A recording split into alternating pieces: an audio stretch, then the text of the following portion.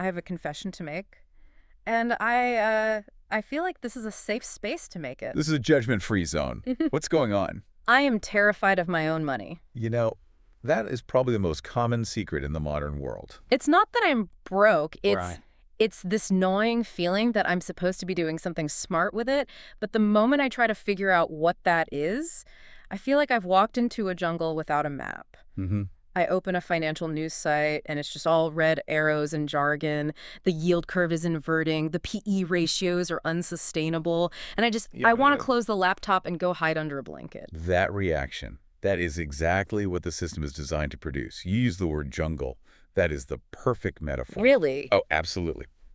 The financial world is a jungle.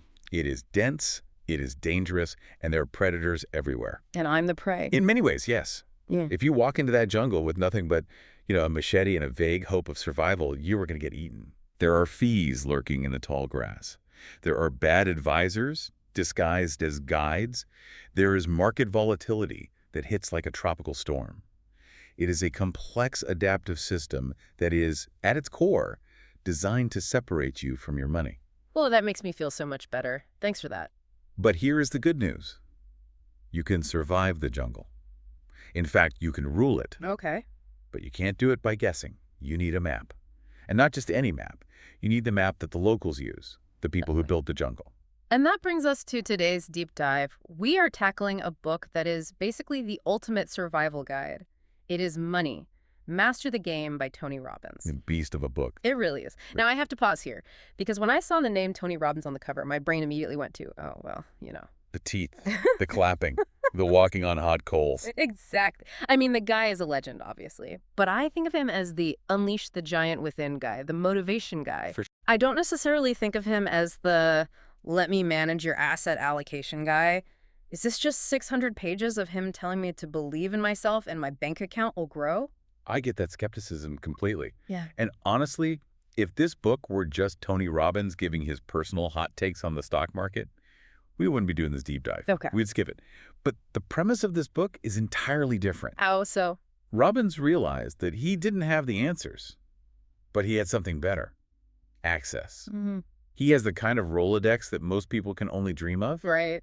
So he spent 4 years interviewing over 50 of the most brilliant financial minds in the history of the world. I looked at the list of interviewees, and it is actually insane. We aren't talking about YouTube finfluencers here. We're talking about the titans. The actual titans. Who jumped out at you? I mean, Ray Dalio, for one. The guy founded Bridgewater, the biggest hedge fund on the planet. He manages what, like $160 billion? Something like that, yeah. You need $100 million just to get a meeting with him. It's nuts. Then you've got Carl Icahn, Warren Buffett, Paul Tudor Jones, Jack Bogle, the guy who basically invented the index fund. Yep. These are the people who don't just play the game, they own the casino. Precisely. These are the insiders. And that is the core distinction Robbins makes right at the start. In the game of money, you are either a chess piece or a chess player. And most of us. We are pieces. We are being moved around by forces we don't understand. We pay fees we don't see. We react to news that is already stale by the time it hits our screen. And the goal of this book and our discussion today is to flip the board. The mission is to take you from being the chess piece to being the player. We are going to decode the 7 simple steps to financial freedom that Robbins distilled from these billionaires. Okay. And we aren't just talking about abstract theory here. We're going to build a specific, actionable blueprint.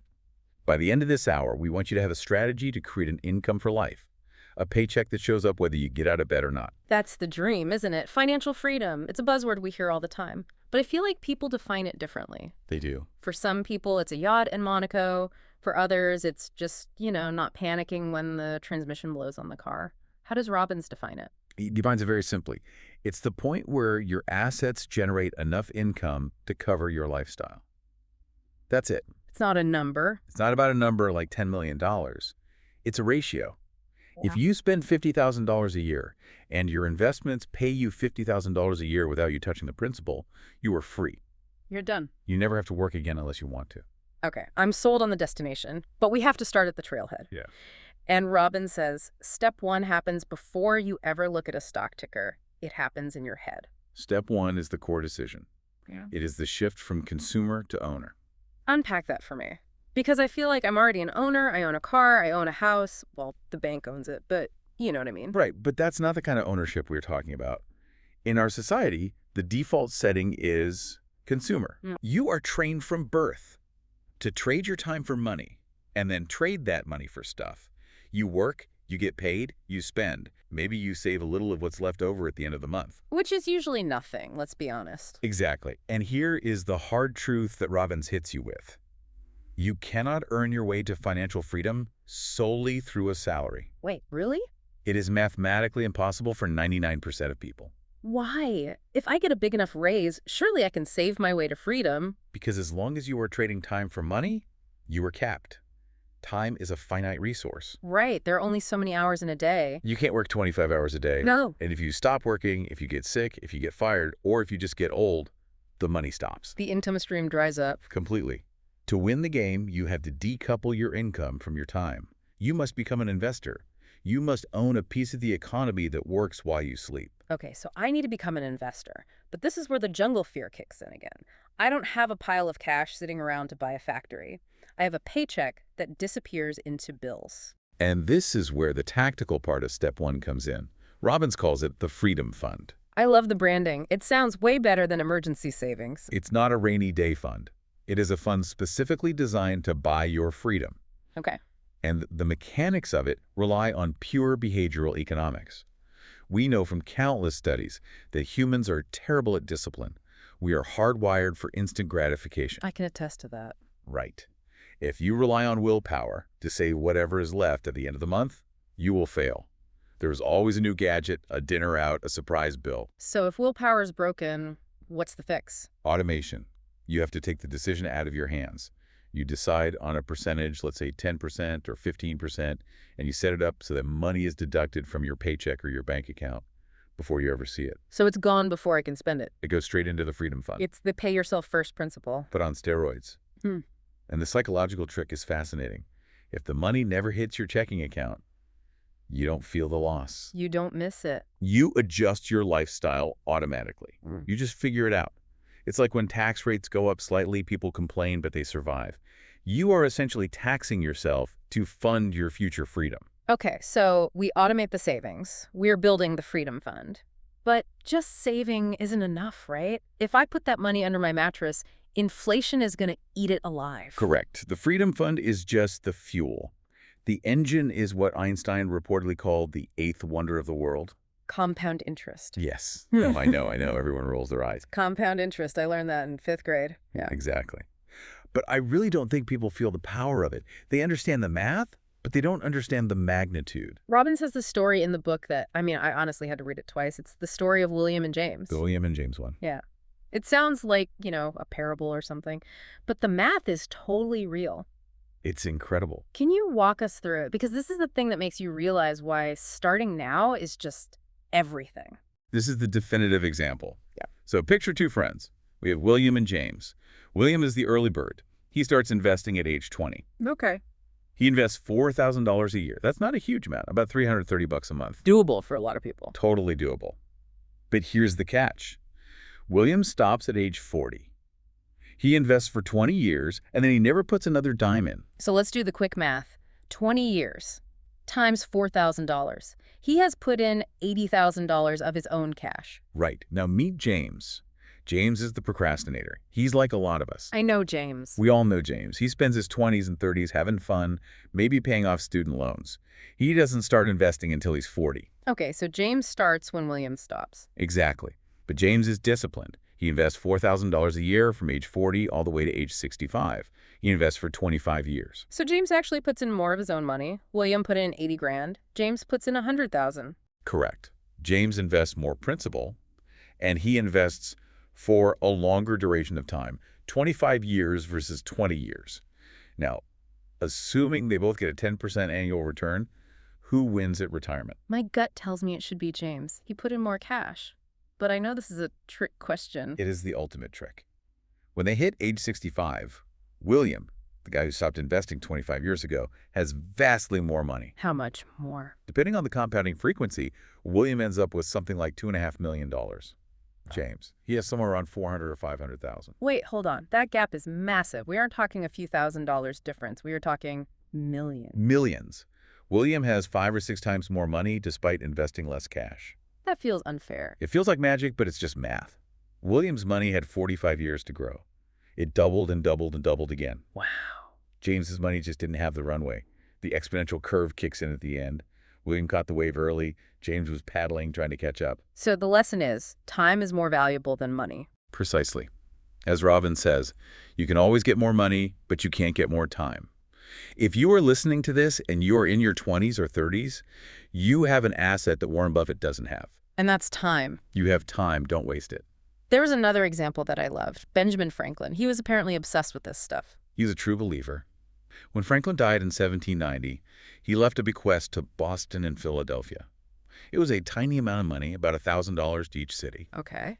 But he put a strict lock on it. He said, you cannot touch this money for 100 years. Talk about controlling from the grave. Right. And then even after 100 years, they could only take a little bit out. The rest had to sit for another 100 years. Yeah. So we are talking about a 200-year investment horizon. That's incredible. And what happened? By 1990, that $1,000 had grown into approximately $6.5 million for each city. From $1,000. From $1,000. That is the money just sitting there, earning returns on its returns. Okay, I'm motivated. I want the freedom fund. I want the compound interest. But now we have to go back to the jungle. Because if I take my hard-earned money and I throw it into the market, there are people waiting to take a bite out of it. And Robbins spends a huge section of the book basically screaming, watch out. This is section 2, shattering the myths. And honestly, this is the part that makes people angry. It should make you angry. Because once you see how the game is rigged, you realize how much of your future wealth is being siphoned off into someone else's pocket. Let's start with myth 1, the fee shark. This is the argument that fees don't matter. You sign up for a 401k or a mutual fund, and the paperwork says expense ratio 2%. And you think, hey, 2%, that's peanuts. Right. I keep 98%, they take 2%. That sounds like a fair trade for their expertise. Yeah, exactly. But it's a mathematical lie, and here's why. That 2% isn't taken from your profit. It is taken from your total asset value every single year, regardless of whether the fund went up or down. So if I have $100,000 in there, they take $2,000 right off the top. Every year. And as your account grows, the fee grows. Robbins calls it the tyranny of compounding costs. Yeah. Because you aren't just losing the 2% today. Oh, You're losing what that 2% would have grown into over the next 30 years. Give me the impact. How bad is the difference between, say, paying 1% in fees and 3% in fees? It sounds like a 2% difference. It sounds small, but over a lifetime, it is catastrophic. Catastrophic how? If you have 2 identical portfolios, and one pays 1% fees and the other pays 3% fees, the person paying 3% will run out of money 10 to 15 years earlier in retirement. 15 years. That's the difference between running out of money at 75 and running out at 90. That's a life or death difference. It really is. And there was a stat in the source material that really hit home for me. If you look at the average mutual fund and you add up the expense ratio, the transaction costs, which they don't always show you, and the taxes you pay because of their trading. All the hidden stuff. All the hidden stuff. The fund might eat up to 60% of your potential returns over time. 60%. 60%. Think about the deal you are signing. You take 100% of the risk. It's your money on the line. Right. You put up 100% of the capital. And the fund manager, who takes 0 risk, ends up with 60% of the growth. It is the greatest wealth transfer in history, from the middle class to the financial industry. That makes me want to vomit. So the takeaway is simple. You have to fight for low fees. You have to look at that expense ratio like it's poison. Absolutely. You cannot control the market. You don't know if stocks will go up or down next year, but you can control your fees. And every dollar you save in fees is a dollar that stays in your compounding machine. Okay, so that leads us to myth 2. Because usually the people charging high fees justify it by saying, we're experts, we can beat the market. This is the active versus passive debate. Right. The industry tells you, don't settle for average returns with an index fund. We can pick the winners. We can find the next apple before it pops. And we want to believe them. We love the idea of the genius stock picker. Of course we do. But the data says it's a fairy tale. And this is where the famous Warren Buffett bet comes in. I love this story because it's so petty and so brilliant. Set the scene for us. It's 2008. It's 2008. The financial world is crashing. And Warren Buffett, the Oracle of Omaha, issues a challenge to the hedge fund industry. He puts $1 million on the table. And hedge funds are the smartest guys in the room, right? These are the guys who charge massive fees, usually 2 and 20, which means 2% of your assets and 20% of your profits. Exactly. They use supercomputers, leverage, short selling. They can do anything to make money. The best of the best. Supposedly. So Buffett's bet was simple. He said, I bet that a boring, low-fee S&P 500 index fund, which just blindly buys the 500 biggest companies in America, will outperform a basket of the best hedge funds over 10 years. So it's the tortoise versus the Ferrari. And a firm called Protégé Partners took the bet. They picked 5 funds of funds, essentially a basket of over 100 hedge funds. They were confident. They were like, this is easy money. And 10 years later, who won? It wasn't even close. It was a slaughter. Really? The S&P 500 index fund returned an average of 7.1% per year. The hedge funds, 2.2%.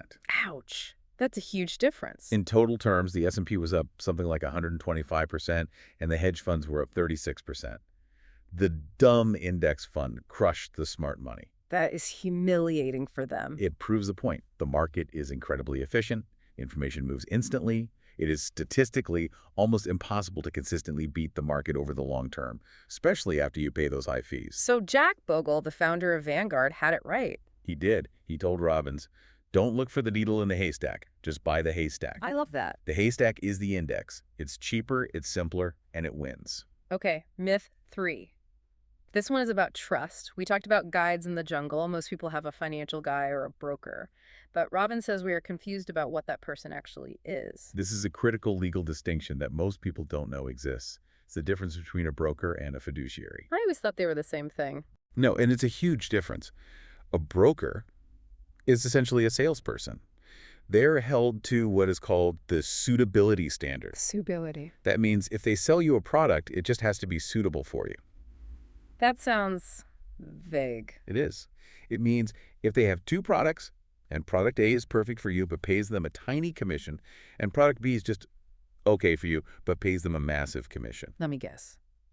they are legally allowed to sell you product B. So they can legally put their wallet ahead of mine. Yes, they are incentivized to sell you what makes them money.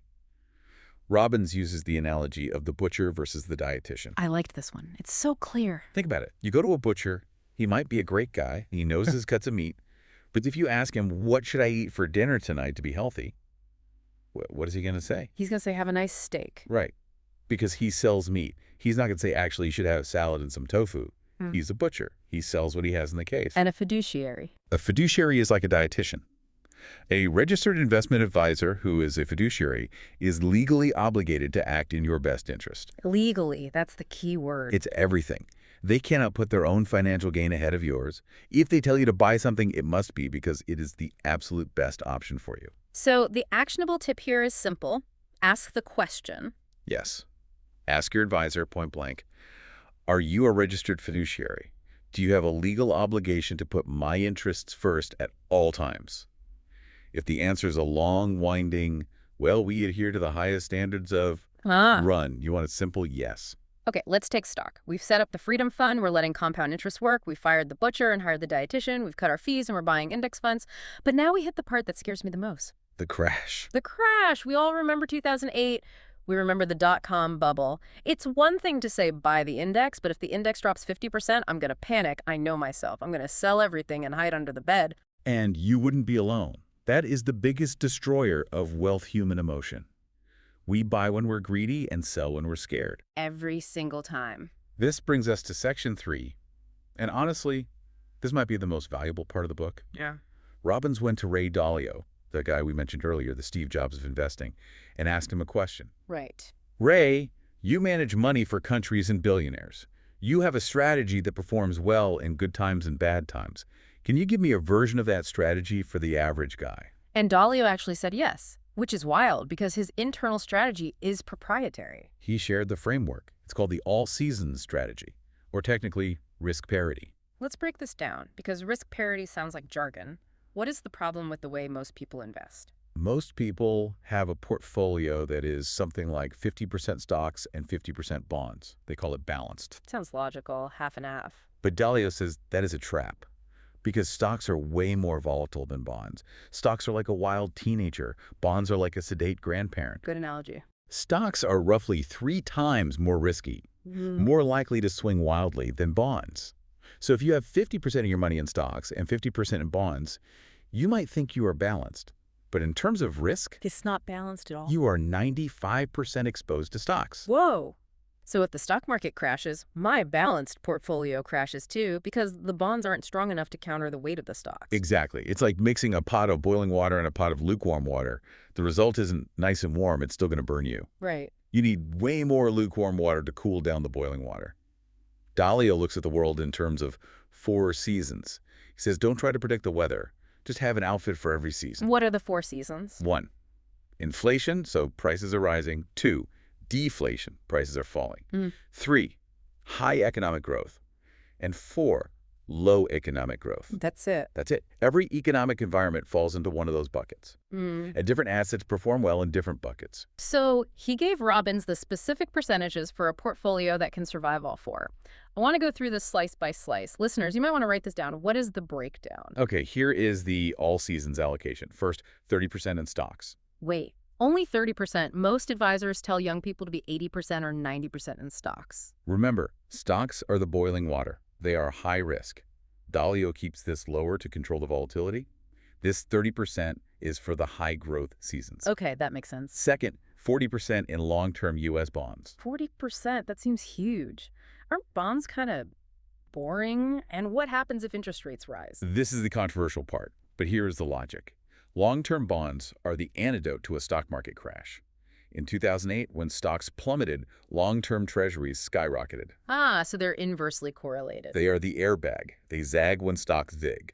This protects you from deflation and low growth. Okay, what's next? 15% in intermediate U.S. bonds. This is for stability and income. Then 7.5% gold. Gold. Now, Warren Buffett hates gold. He calls it a useless rock. Why does Dalio want it? Because of one specific season, high inflation. Right. Or currency crisis. If the dollar loses value, or people lose faith in paper money, gold goes up. It's insurance against chaos. A hedge. A pure hedge. And the last piece, I think it was commodities. 7.5% commodities. Things like oil, wheat, corn, copper. So's. Same reason, inflation. If the price of bread and gas goes up, the value of this part of your portfolio goes up. It hedges your living costs. So we have 30% stocks, 55% bonds, mixed, 7.5% gold, 7.5% commodities. It feels conservative. It feels safe. But does it actually make money? This is the moment of truth. Yeah. They back-tested this exact allocation from 1984 to 2013. That covers the boom of the 90s, the bust of 2000, the 2008 financial crisis, everything. A lot of different seasons in there. All of them. And it made money 86% of the time. That is an incredible hit rate. The average return was just under 10% per year. That's stock market level returns with way less risk, it sounds like. But here is the kicker, the risk. The worst loss in that entire 30-year period was negative 3.93%. Stop. In 2008, the S&P 500 was down 37%. People saw their 401ks get cut in half. And you're saying this portfolio was down less than 4%. Less than 4%. Imagine the psychological difference. Your neighbor is losing his mind because he lost half his savings. You are down 4%. You're fine. You look at your statement, you shrug, you go back to watching TV. You don't panic. You don't sell. You stay in the game. Wow. That is the genius of risk parity. It provides upside without the crushing downside. It saves you from yourself. That is profound. It redefines what performance means. It's not about getting the highest number in a single year. It's about the smoothest ride so you don't jump off the roller coaster. Exactly. If you can stay invested when everyone else is selling, you win. I love that. So we have the strategy. But Robbins didn't just stop with the Dalio. He talked to 50 of these titans. And in Section 4, the Billionaire's Playbook, he tries to find the common DNA.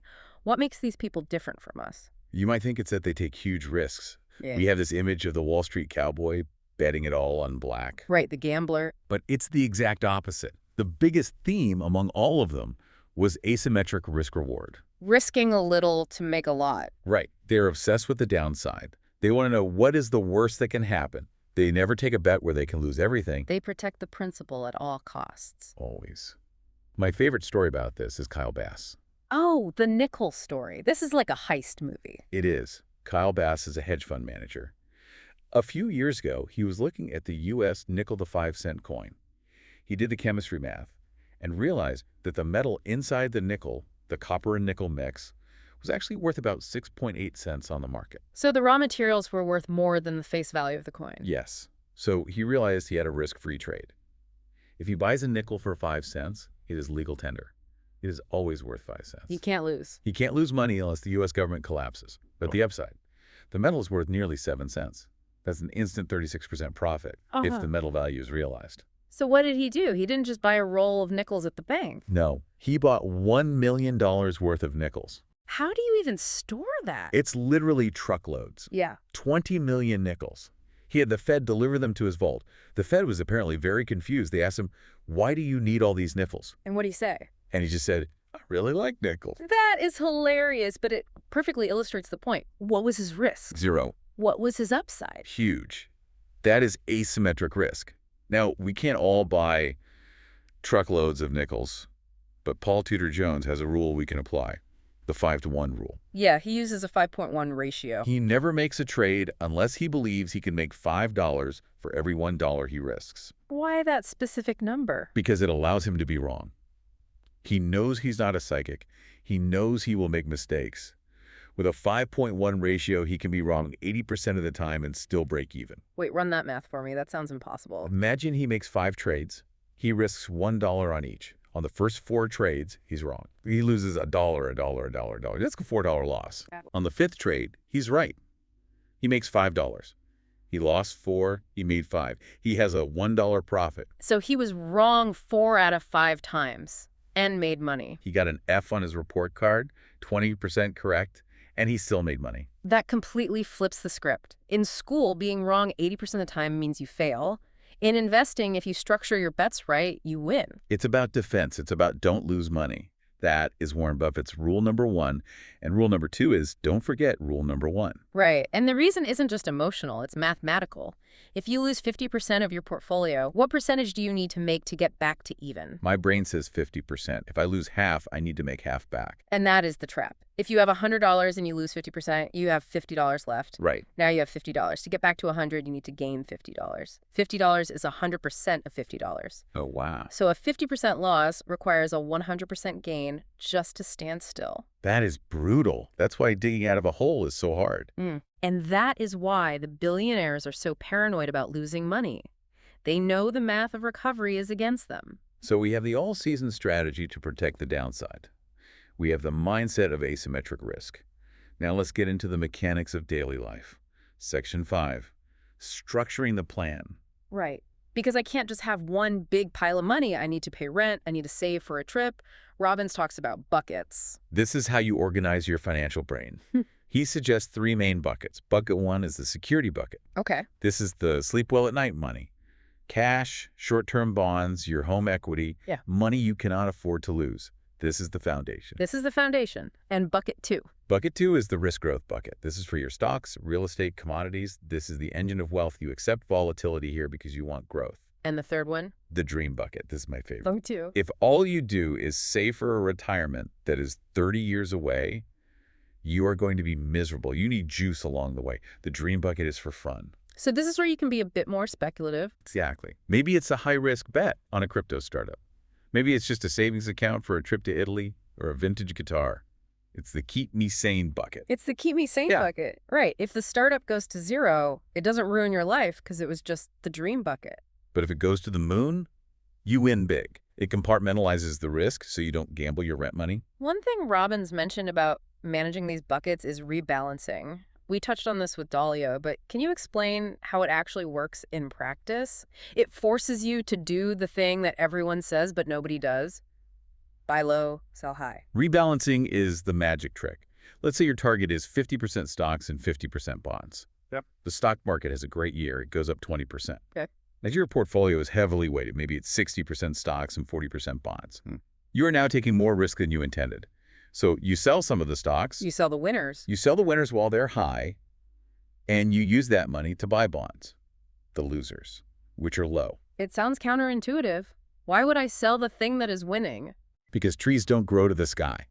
Things cycle. By rebalancing, you are systematically taking profit off the table and buying undervalued assets. You do it mechanically, once a year, no emotion. It forces you to be smart. It saves you from your own greed. I love that.